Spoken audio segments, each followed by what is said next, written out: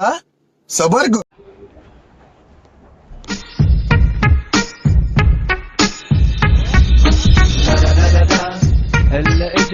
आपके सामने एक बड़ा सा रेड बटन है। हाँ, है। दबा दिया, आगे बोलो। Hello everyone, welcome back to my YouTube channel Rahul UPSCM. तो बच्चों, आज के लेक्चर में हम क्लास 12th का जो एक्सरसाइज 7.1 का बेसिक इंट्रोडक्शन के साथ साथ हम इसके एग्जाम्पल को सॉल्व करेंगे। ठीक है, तो एक्सरसाइज है ये 7.2 है, इंटीग्रेशन की क्लास 12th की। क्लास जो 12th की सेकंड बुक है उसकी एक्सरसाइज 7.2 का जो इंट्रोडक्शन है वो मैंने आपको कल के लेक्चर में दे दिया था। ठीक है, एक्सरसाइज 7.2 का इंट्रोडक्शन यानी इसका परिचय मैंने आपको कल के लेक्चर में दे दिया था। आज मैं क्या करूंगा, एक्सरसाइज 7.2 के जो एग्जाम्पल्स है उनको सॉल्व करूंगा। ठीक है, एक्सरसाइज 7.2 के एग्जाम्पल्स है उनको हम सॉल्व करेंगे आज के लेक्चर में। ठीक है ठीक है बच्चों, ये चैप्टर 7 है। ठीक है, ये जो है चैप्टर 7 है, सेकंड बुक, क्लास 12th की सेकंड बुक का चैप्टर नंबर 7 है इंटीग्रेशन का। इस बात का ध्यान रहे। तो सभी बच्चे, स्टार्ट करने से पहले सभी बच्चों को गुड मॉर्निंग। अब देखिए सभी बच्चे अपनी एनसीईआरटी बुक निकाल लीजिएगा।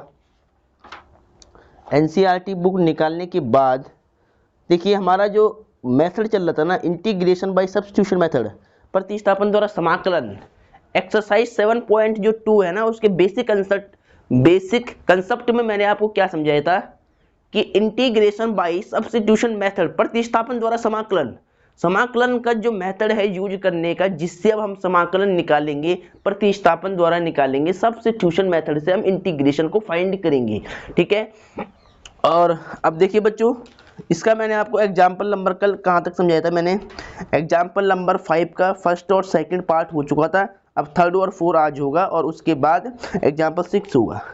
ठीक है, एग्जाम्पल 5 का थर्ड पार्ट में करूंगा। ठीक है, तो बच्चों देखिए पहले इसमें क्या कहता है कि निम्नलिखित फलनों का x के सापेक्ष समाकलन कीजिए। पहले मैं क्वेश्चन लिख देता हूं, निम्नलिखित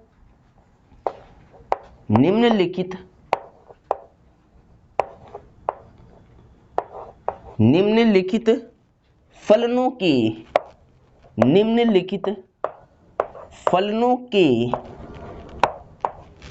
x के सापेक्ष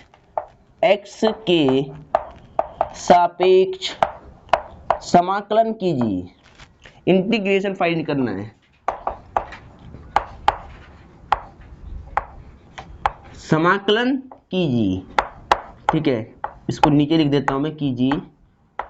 चलो ठीक है, तो बच्चों आपके सामने क्वेश्चन क्या है पहले आपको ध्यान से समझना है, और ये क्वेश्चन बोर्ड एग्जाम में बार बार रिपीट क्वेश्चन है। ठीक है, ये थर्ड और फोर्थ क्वेश्चन जो है 2018 और 17 में रिपीट था, और विशेष जो मेरा फोकस रहता है वो यूके बोर्ड के ऊपर रहता है।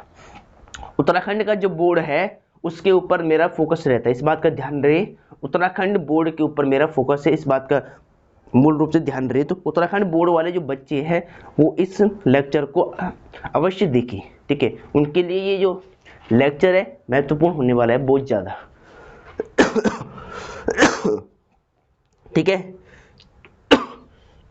तो बच्चों हमें क्या करना है, हमें एक्सरसाइज 7.2 का एग्जाम्पल 5 है, इसका पार्ट थर्ड हम करेंगे।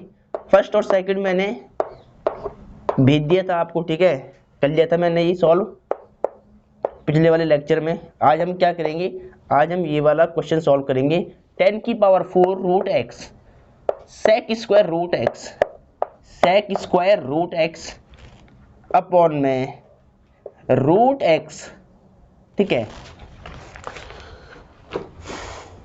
अब देखिए बच्चों, इस फंक्शन का आपको इंटीग्रेशन फाइंड करना है बाय सब्स्टिट्यूशन मेथड। ठीक है, तो बच्चों ध्यान रहे यहाँ पर कैसे आपको इसको सॉल्व करना है, ये क्वेश्चन किस प्रकार से आपको सॉल्व करना है। इंटीग्रेशन का जो सब्स्टिट्यूशन मेथड होता है, उसकी हेल्प से आप किसको, इस फंक्शन को कैसे मतलब सॉल्व करना आगे, उसके बारे में ध्यान से देखिए। पहले देखिए बच्चों, मैंने क्या बताया था कि अगर हमें यहाँ पर वो फंक्शन ढूंढना है, हमें ऐसे फंक्शन को यहाँ पर लेट करना है जिसका कि मैं डेरिवेटिव करूँ और मुझे वो फंक्शन अपने फलन में उपस्थित मिल जाए। ध्यान सुनो पहले एक बार, मुझे ऐसे फंक्शन को यहाँ पर रिप्लेस करना है, लेट करना है और उसका फिर डेरिवेटिव करना है, और डेरिवेटिव करने के बाद जो रिजल्ट आएगा ना वो मेरे इस फंक्शन में उपस्थित होना चाहिए।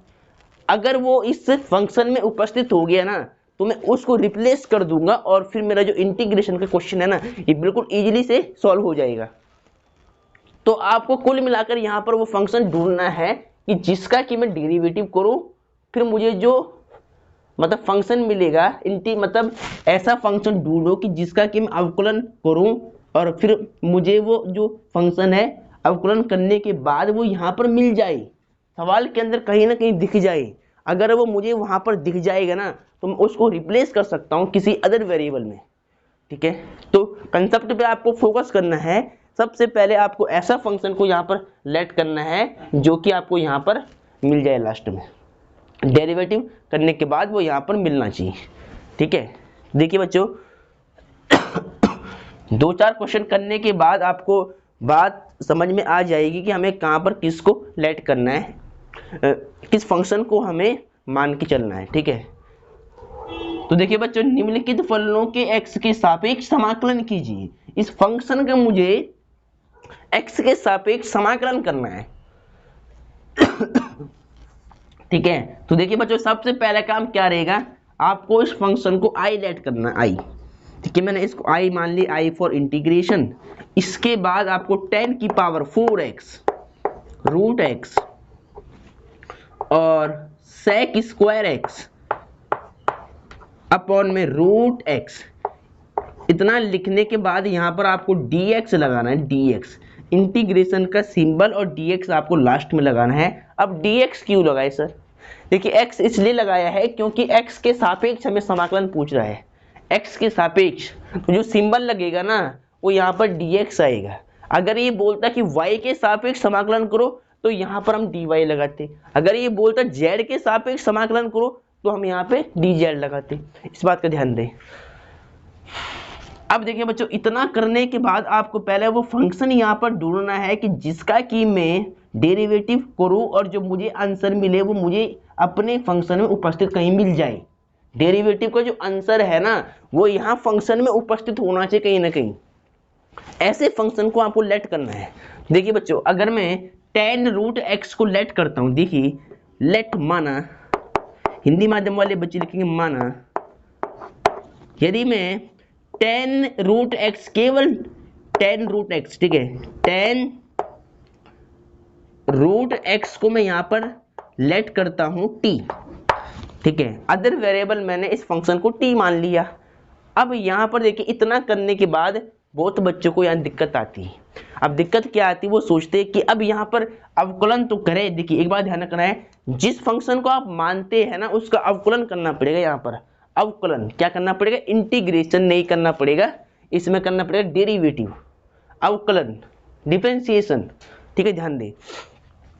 तो देखिए बच्चों, अब यहाँ पर किसके सापेक्ष अवकलन करना है। बहुत बच्चों को यहाँ पर दिक्कत होती है कि सर यहाँ पर आपने x के सापेक्ष किया अवकलन या फिर t के सापेक्ष किया अवकलन। तो देखिए बच्चों, जो यहाँ पर x है ना, जो फंक्शन आपको यहाँ पर जो फंक्शन आपने माना है, देखिए मैंने माना है 10 रूट x, अब यहाँ क्या है x है, तो आपको यहाँ पर क्या करना है, दोनों साइड x के सापेक्ष अवकलन करना है।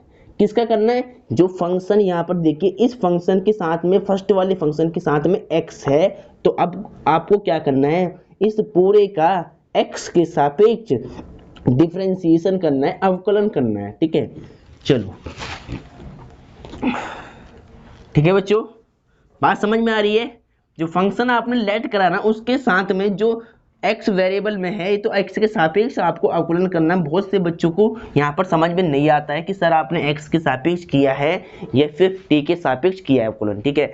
और आगे आगे मैं आपको सीधा बताऊंगा कि यहाँ पर कैसे करना है, ठीक है। अभी मैं केवल बेसिक लेवल से, जीरो लेवल से आपको समझा रहा हूँ, इसलिए हर एक बातें मैं बता रहा हूँ जो आपको मतलब जिससे कि आपको इंटीग्रेशन बेहतर तरीके से समझ में आ सके, ठीक है। देखिए ये एक्स का है फलन, तो अब मैं क्या करूँगा, दोनों साइड x के सापेक्ष अवकलन करूंगा। तो यहाँ पे आप इंग्लिश में लिख सकते हैं शॉर्ट में, differentiation with respect to x, with respect to x, ठीक है, x के सापेक्ष अवकलन करने पर। अब देखिए बच्चों tan x देखिए tan रूट x है, tan रूट x का देखिए इसको मान लो x आप, tan x का अवकलन क्या होता है, sec स्क्वायर x। देखिए अवकलन का यहाँ पर पूरा पूरा यूज होगा। अगर आपको अवकलन नहीं आता है तो आपको पहले अवकलन को सीखना है, ध्यान दें इस बात का। चैप्टर नंबर जो अवकलन की 5 चैप्टर है, सातत्य तथा अवकलनीयता, वहाँ पर जाकर आपको अवकलन को पहले सीख लेना है सही से, ठीक है, क्योंकि यहाँ पर इंटीग्रेशन में सबसे ज़्यादा यूज होगा अवकलन का, ठीक है, डिफरेंशिएशन का। तो देखिए tan x का sec स्क्वायर x, लेकिन x क्या है, रूट x, क्या है रूट x, ठीक है। देखिए tan x का क्या होता है, sec स्क्वायर x, लेकिन x का काम यहाँ पर क्या कर रहा है, रूट x, तो यहाँ पे रूट x आएगा। फिर इसको आपने x माना था ना, तो जिसको आप मानते हैं उसका अवकलन दोबारा करती है। सॉरी बच्चों, थोड़ा सर्दी हो रही है आज, जुकाम सा हो रहा है। चलो अब देखिए बच्चों tan x का sec स्क्वायर x हो गया। अब इसको आपने x माना है, रूट x, ठीक है। तो रूट x को आपने x माना है ना, जिसको मानते हैं उसका अवकलन दोबारा करते हैं। तो रूट x का क्या होगा, 1/2 रूट x, 1/2 रूट x। और फिर देन t का अवकलन करना है आपको x के सापेक्ष, ठीक है। t का अब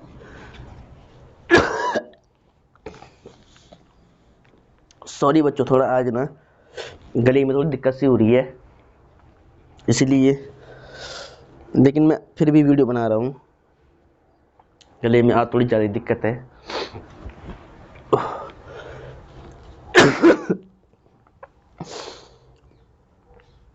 थोड़ा सा सर्दी की वजह से आज थोड़ा दिक्कत सी है, फिर भी आप मैनेज कर लेना।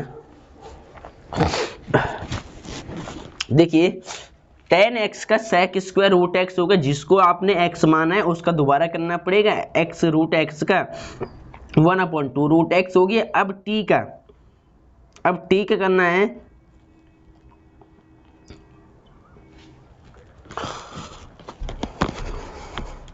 एक मिनट बच्चों जरा,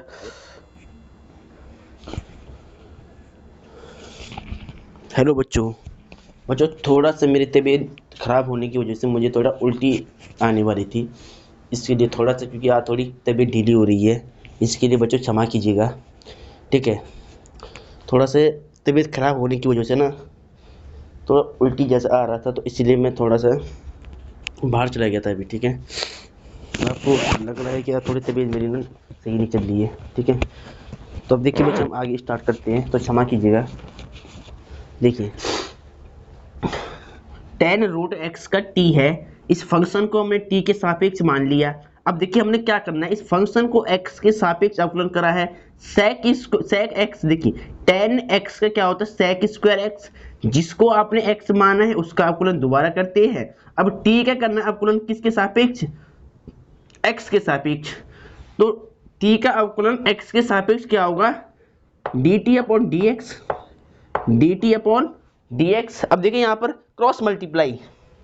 देखिए बच्चों इसके बाद आपको क्या करना है, देखिए पहले आपको फंक्शन में देखना है। देखिए sec स्क्वायर रूट x और रूट x dx कहाँ पर है, sec स्क्वायर रूट x, ठीक है, sec स्क्वायर रूट x ये रहा, और अपॉन में x ये रहा, और dx ये रहा। तो देखिए बच्चों आपको क्या करना पड़ेगा, सेक स्क्वायर रूट एक्स, ठीक है, और यहाँ पर अपॉन में 2 रूट एक्स, ऐसे लिख दिया मैंने इसको मल्टीप्लाई करके सेक स्क्वायर रूट एक्स की 1 में, तो sec square root x 2 root x नीचे आ गया, इस dx से क्रॉस मल्टीप्लाई इधर आएगा, तो dx इज इक्वल टू यहाँ पर जगह dt। तो अब जो दूसरे स्टेप होंगे ना, वहां हमें इतना लंबा निकलना है, हमें सीधा यहाँ लिखना है dx और इधर लिखना है dt। इस बात का ध्यान रहे, dx इधर था नीचे, अब ये dx आता है इधर की साइड हमेशा, तो इसीलिए अब हम ये वाला स्टेप दिखाएंगे नहीं आगे आगे, ठीक है, हम सीधा इससे ये लाएंगे। अब देखिए बच्चों यहाँ पे 2 फालतू है, तो ये 2 यहाँ पे डिवाइड में है ना, ये उधर जाएगा इनटू में, तो sec square root x dx is equal to, upon में क्या चल रहा था, अपॉन में चल रहा था रूट एक्स, और ये केवल ये 2 ये मल्टीप्लाई केवल 2 यहाँ आएगा मल्टीप्लाई में, देखो डिवाइड का 2 इधर आएगा मल्टीप्लाई में, 2 dt, ठीक है। तो देखिए बच्चों मैंने क्या कहा था कि ऐसे फंक्शन को मानो कि जिसका डेरिवेटिव करने के बाद वो हमारे फंक्शन में उपस्थित मिल जाए। अब देखिए मैंने tan रूट एक्स को माना है, अब इसका अवकलन निकालने के बाद मुझे क्या मिला है, sec square root x dx upon root x. अब देखिए ये पूरा फंक्शन अगर मैं देखूँ ना, तो मुझे अपने फंक्शन में मिल जाएगा ये, देखिए sec square root x upon में रूट एक्स dx। अब देखिए इसके स्थान पर, इस पूरे के प्लेस पर, इस पूरी चीज की जगह पर मैं क्या रख सकता हूँ, 2 dt रख सकता हूँ, और tan रूट एक्स को मैं t रख सकता हूँ यहाँ पर, और फिर ये क्वेश्चन बिल्कुल आसान बन जाएगा।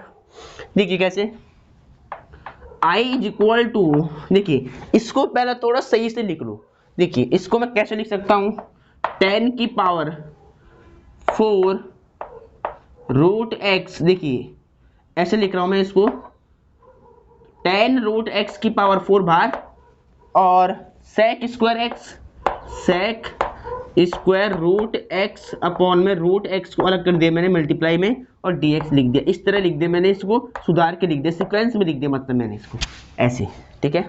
इस फंक्शन को मैंने ऐसे लिख दिया, कोई दिक्कत है नहीं होनी चाहिए बिल्कुल भी।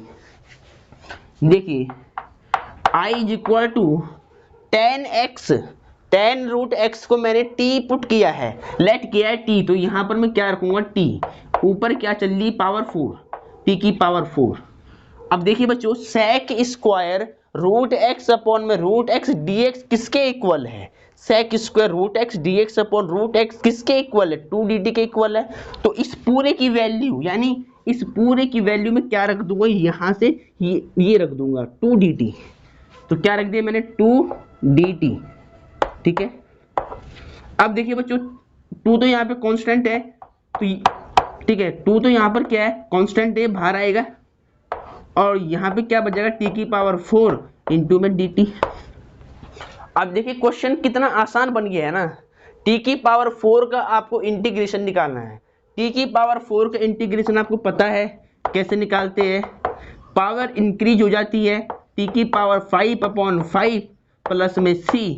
अब जहां c क्या होता है, समाकलन नियतांक होता है, समाकलन कांस्टेंट होता है, ठीक है, इंटीग्रेशन कांस्टेंट 2 अपॉन, देखिए इस 5 को मैं इधर कर रहा हूं, ठीक है, 2 अपॉन 5 को मैंने बाहर कर दिया मल्टीप्लाई में, और t की वैल्यू पुट करो। अब देखिए t की वैल्यू जो आपने लेट किया था स्टार्टिंग में वो आपको पुट करनी पड़ेगी, t की वैल्यू 10 रूट एक्स पुट कर रहा हूं मैं वहां पे, 10 रूट एक्स, ऊपर क्या चल रहा है, देखिए यहाँ पर क्या चल रही पावर 5 प्लस में c, ठीक है। तो इस फंक्शन का इंटीग्रेशन ये हो चुका है, ठीक है, ये आपका फाइनली आंसर है। एक बार मैं चेक कर देता हूँ आपके एनसीईआरटी बुक से कि आंसर सही आ रहा है नहीं आ रहा है, ठीक है। कौन सा सवाल है, 2 अपॉन 5 10 की पावर 5 रूट एक्स प्लस सी, बिल्कुल राइट आंसर है, बिल्कुल आंसर एकदम राइट आ रहा है, ठीक है। तो बच्चों ये इसका सीक्वेंस है, इस प्रकार से आपको इंटीग्रेशन के क्वेश्चन को सॉल्व करना है। बस जो दिक्कत आती है बच्चों को यहीं पर आती है कि किस फंक्शन को लेट करें कि उसका जो डेरिवेटिव है वो हमें अपने फंक्शन में उपस्थित मिल जाए, और फिर हम उसको लेट करने के बाद उसका इंटीग्रेशन निकाल लें। तो आपको केवल वो फंक्शन ढूंढना है यहाँ पर जिसका कि डेरिवेटिव क्वेश्चन में दिया हो, ठीक है। तो आपको बात समझ में आ रही होगी। चलो बच्चों आपने ये नोट कर लिया होगा। अब एग्जाम्पल 5 का जो 4th पार्ट है उसको देखेंगे। एग्जाम्पल 5 का जो फोर्थ पार्ट है उसको देखेंगे। और मैं बता दूं कि ये एग्जाम्पल का जो फोर्थ पार्ट है ना, ये 2020 में था। ये 2020 में sine tan inverse x upon में 1 प्लस एक्स स्क्वायर। देखिए बच्चों इस फंक्शन को, अब फिर वही बात आपको देखनी है कि किस फंक्शन को यहाँ पर हम लेट करें अदर वेरिएबल में, कि उसका डिफरेंशिएशन करने के बाद, अवकलन करने के बाद वो फंक्शन हमें अपने फंक्शन में उपस्थित मिल जाएगी। ठीक है, देखिए बच्चों सबसे पहले काम क्या रहेगा, एक सीक्वेंस के हिसाब से बता रहा हूं मैं। देखिए सबसे पहले इस फंक्शन को आपको आई लेट करना, आई, ठीक है, और उसके बाद इसको ऐसे लिख देना इंटीग्रेशन के सिंबल के अंदर, sine tan inverse x upon में 1 प्लस में एक्स स्क्वायर dx। ठीक है, इतना लिखने के बाद अब देखिए बच्चों, अगर मैं tan इनवर्स x को यहाँ पर पुट करता हूँ t, लेट करता हूँ t, अगर इसका मैं tan इनवर्स x का अगर मैं डेरिवेटिव निकालता हूँ तो मुझे क्या मिलेगा, 1 अपॉन में 1 प्लस एक्स स्क्वायर। और वो देखिए यहाँ पर मिल रहा है साफ 1, मान लो यहाँ पर 1 अपॉन 1 प्लस एक्स स्क्वायर और dx मिल रहा है। तो इसका मतलब मुझे किसको लेट करना पड़ेगा, इट मीन्स डेट, माना मुझे इस फंक्शन tan इनवर्स x को मुझे t पुट करना पड़ेगा, t मानना पड़ेगा। अब देखिए मैंने इसको मान लिया t, तो अब क्या करना है, इसके बाद x के सापेक्ष दोनों और क्या करना, अवकलन करना, अवकलन है ना, डिफरेंशिएशन डेरिवेटिव। देखिए यहाँ पर मैं लिख रहा हूँ, एक आध क्वेश्चन में पहले मैं एक एक बातें आपको समझाऊंगा डीपली, एक एक ही बातें मैं लिख के दिखाऊंगा जब तक आपकी समझ में ना आए। उसके बाद में इसको क्या करूँ, डायरेक्ट करूँगा। देखिए x के सापेक्ष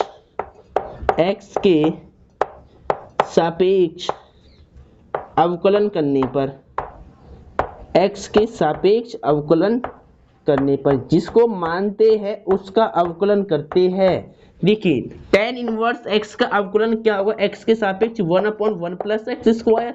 देखिए अगर फॉर्मूले याद है ना तो ये चैप्टर कुछ नहीं है कैलकुलस का, ध्यान दें इस बात का। उसके बाद देखिए t का आपको करना है x के सापेक्ष अवकलन, तो dt अपॉन dx हो जाएगा। अब ये dx इधर लाओगे आप, तो देयरफॉर क्रॉस मल्टीप्लाई से 1 अपॉन 1 प्लस में x square dx is equal to dt। अब बच्चों ध्यान से देखिए, देखिए 1 upon 1 plus x square dx को आपको पुट करना है dt यहाँ पर फंक्शन के अंदर। देखिए यहाँ पर तो पहले मैं इसको सही से लिख रहा हूँ ताकि आपको एकदम क्लियर चमके साहब। ठीक है, क्वेश्चन देखिए साइन है, ठीक है, तो साइन तो मैंने चलो रख दिया। अभी मैं एक स्टेप यहाँ पर बढ़ा क्यों रहा हूँ ताकि आपको समझ में आए क्लियर, वरना अन्यथा मैं इसको सीधा भी सॉल्व कर सकता था, इस बात का ध्यान रहे, पर लेकिन आपको समझाने का मैं प्रयास कर रहा हूँ। मुझे केवल सवाल नहीं करना, आपको समझाना है किसी भी कीमत पर। देखिए मैंने क्या कर दिया, ऊपर से 1 अपॉन 1 प्लस एक्स स्क्वायर को मैंने बाहर कर दिया। अब देखिए बच्चों मैंने ऐसे क्यों लिखा सुधार के, देखिए ये पूरा फंक्शन की वैल्यू मुझे यहाँ पर साफ दिख रही होगी। देखिए 1 upon 1 plus x square dx is equal to dt के इक्वल है, तो therefore i is equal to root of x। देखिए साइन को आपको सेम रखना है, ठीक है। tan इनवर्स x को देखिए आपने क्या लेट किया है, tan इनवर्स x को आपने यहाँ पर लेट किया है t, तो आपको यहाँ पर पुट करना है t, ठीक है। अब देखिए 1 अपॉन 1 प्लस एक्स स्क्वायर और dx को आपने यहाँ पर क्या निकाला है, dt के इक्वल निकाला है, तो इसकी वैल्यू आपको ये वाली पुट कर देनी है, ठीक है, dt। अब देखिए बच्चों इंटीग्रेशन बिल्कुल आसान हो गया, ठीक है, अब बिल्कुल इसमें कोई भी दिक्कत नहीं है, ठीक है। तो यहाँ तक आपने इसको सही से लिख लिया होगा, नोट कर लिया होगा। अब बिल्कुल ध्यान से देखिए इधर, साइन t का इंटीग्रेशन आपको पता है कि साइन t का इंटीग्रेशन क्या होता है, माइनस का cos t, ठीक है। और इंटीग्रेशन करने के बाद आपको लास्ट में इंटीग्रेशन कांस्टेंट ऐड करना है c, समाकलन नियतांक आपको ऐड करना है, ठीक है। तो देखिए अब i is equal to minus cos, देखिए बच्चों इंटीग्रेशन होने के बाद जिस फंक्शन को आपने t माना है उसकी वैल्यू पुटअप करनी है, ठीक है। तो t को मैंने क्या माना था, tan इनवर्स x, तो टी की वैल्यू यहाँ पर पुट कर लो। अब tan इनवर्स x प्लस में c चल रहा है, ठीक है। तो बच्चों ये आपका फाइनल आंसर आ चुका है। आप अपनी एनसीईआरटी बुक से चेक कर सकते हैं, ठीक है। एक बार इसका आंसर मैं चेक कर लेता हूँ, ठीक। तो एग्जाम्पल नंबर 5 का 4th पार्ट है, इसका आंसर आ रहा है बच्चों minus cos tan inverse x plus में c। बिल्कुल राइट आंसर आ रहा है, ठीक है।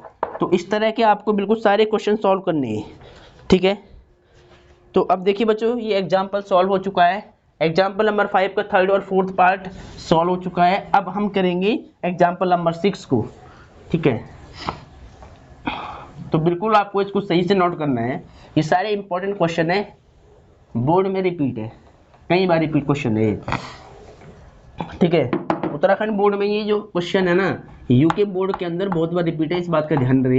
यूके बोर्ड देखिए एग्जाम्पल नंबर 6 आगे बच्चों। एग्जाम्पल मोस्ट इंपॉर्टेंट है अब ये वाले, और थोड़ा अलग कंसेप्ट से होंगे थोड़ा सा, ठीक है। इसमें आपको ध्यान लगाना पड़ेगा, इसमें आपको फोकस करना पड़ेगा। एग्जाम्पल नंबर 6 है ये। एग्जाम्पल 6 का फर्स्ट क्वेश्चन है, देखिए पहला क्वेश्चन क्या कहता है, निम्नलिखित समाकलनों को ज्ञात कीजिए, फाइंड द इंटीग्रल्स, ठीक है।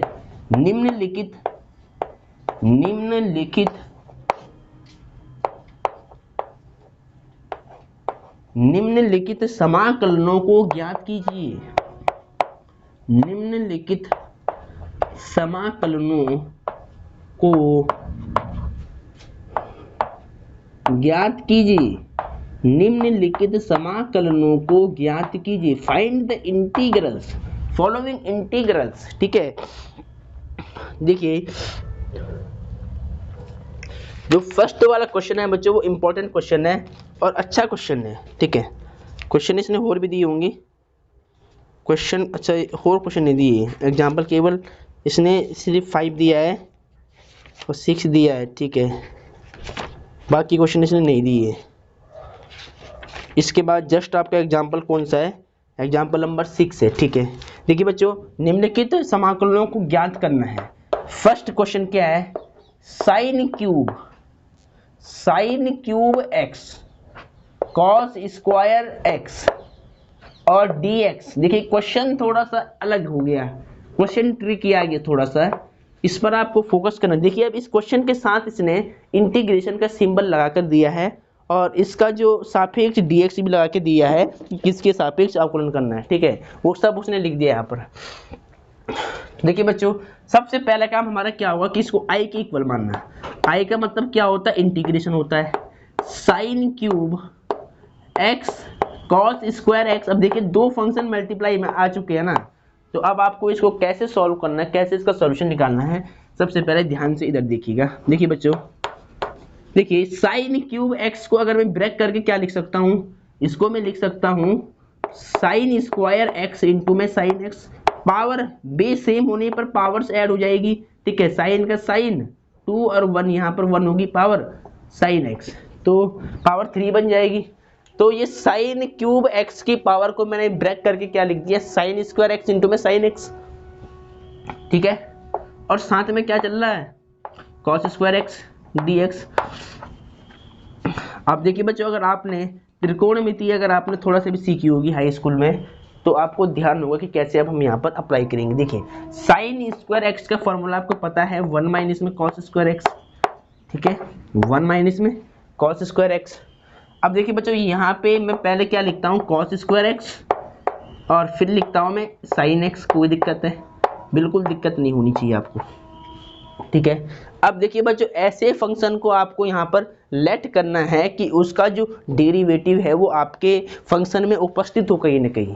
देखिए बच्चों अगर मैं कॉस को मानता हूँ t, तो देखिए कॉस का क्या होता है अवकलन साइन x dx, तो वो आपको यहाँ पर मिल जाएगा, क्लियर मिल जाएगा, ठीक है। कॉस का जो अवकलन होता है वो माइनस साइन x होता है, वो आपको यहाँ पर मिल जाएगा, ठीक है, फंक्शन में। तो बच्चों ध्यान दीजिएगा इधर। इसके बाद आपको क्या करना है, लेट माना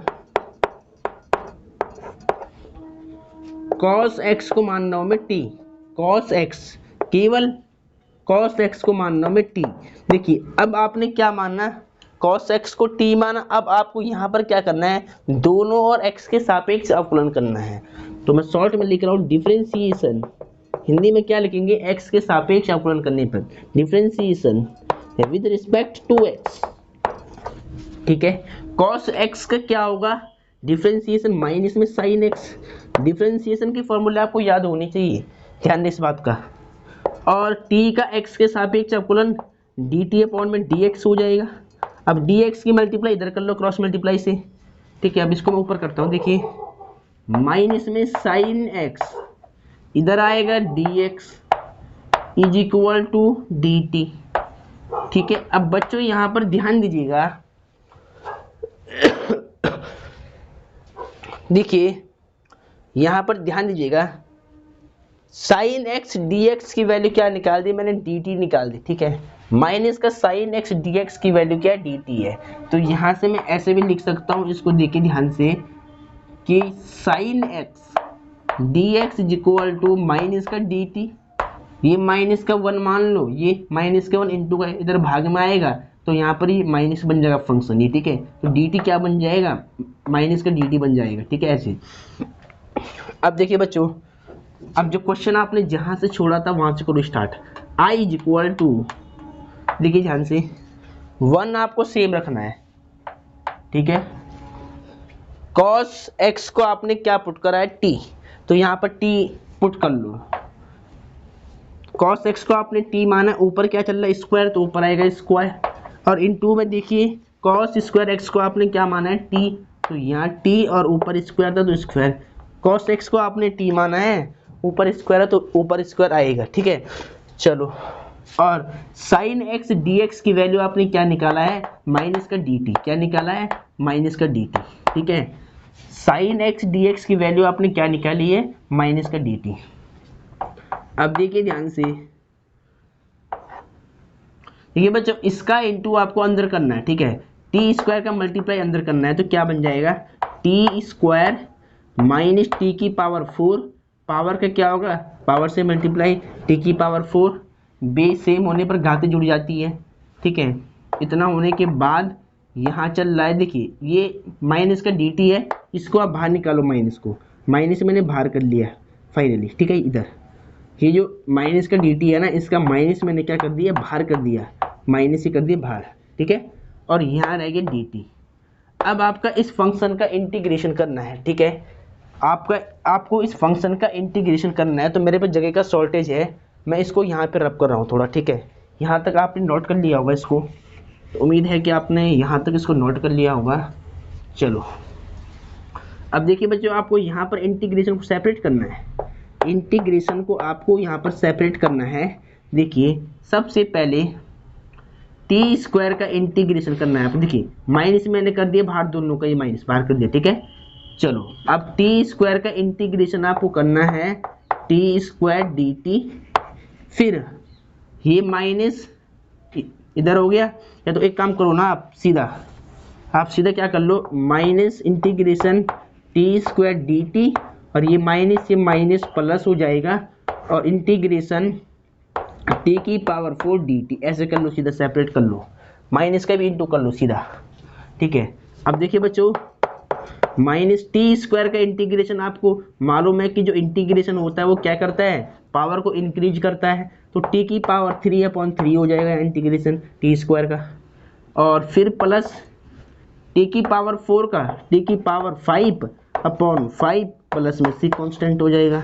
तो देयरफॉर अब बच्चों आपको क्या करना है, -1/3 टी को मैंने, देखिए टी की वैल्यू कर दो पुट यहाँ पर, टी की वैल्यू देखिए, आपने इसको टी को क्या माना था, आपने स्टार्टिंग में माना था कि cos x बराबर टी माना था ना, तो अब आपको क्या करना है, टी की वैल्यू यहाँ से पुट करनी है cos x, तो cos x मैंने पुट कर दिया, ऊपर चल रहा 3 प्लस टी की वैल्यू आपको पुट करनी है cos x, ऊपर चल रही पावर 5 प्लस में c। तो ये आपका बिल्कुल फाइनल आंसर आ चुका है। आप अपनी एनसीईआरटी बुक से इस आंसर को मैच कर सकते हैं। ठीक है, ये क्वेश्चन इंपॉर्टेंट था थोड़ा। एक देखिए बच्चों, इसका आंसर चेक कर लेते हैं। i बराबर के -1/3 cos³